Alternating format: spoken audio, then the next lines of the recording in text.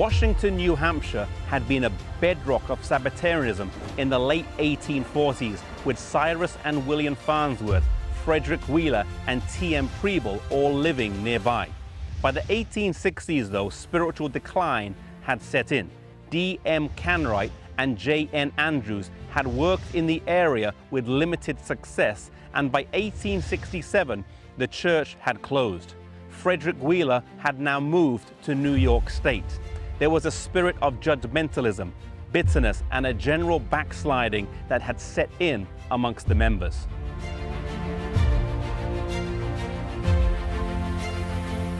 In 1867, Ellen and James White came to the area to conduct a revival series and stayed in the home of Cyrus Farnsworth. Over the course of several days, they held 9 meetings, but were met with little success. It was difficult work. Some of the success stories, though, were the reconversion of Worcester Ball.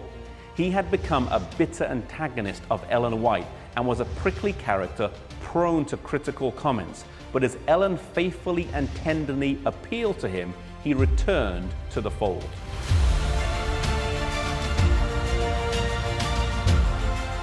Another person in the community who was a pillar was William Farnsworth, but he had recently gone back to chewing tobacco unbeknownst to anyone.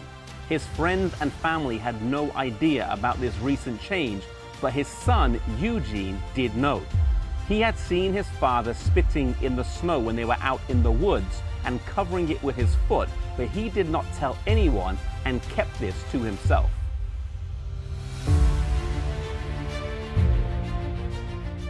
Eugene was a teenager, and a visit about a year or so earlier by J.N. Andrews had encouraged him to question his purpose in life. He was, however, unconvinced of the prophetic gift of Ellen White, but now she was in town, he had the perfect opportunity to test this out. If Ellen White was truly a prophet, then she would know about his father's tobacco habit, which no one else except himself knew about.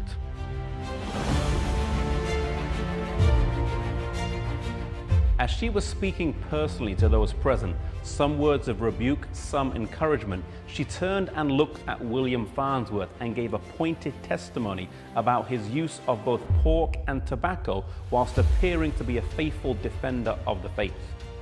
She said he was a great hindrance to the work in New Hampshire, and he publicly repented of his sin and turned his life around. At those meetings, 18 young people would give their lives to Jesus, 9 of which would go on to be full-time workers for the church, one of which was Eugene Farnsworth, making those meetings in Christmas 1867 a significant turning point in this area and the lives of those present.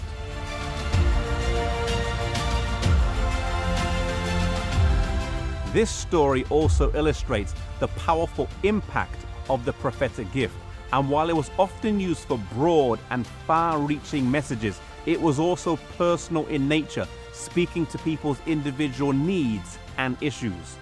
William Farnsworth, with his secret and private sin, was a stumbling block to the progress of the work in the town and a hindrance to at least one of the young men dedicating his life fully to God. Maybe you are struggling with a secret or a private sin that no one else knows about. Surrender it to God. Dedicate your life to Him and allow His power to rule in your life.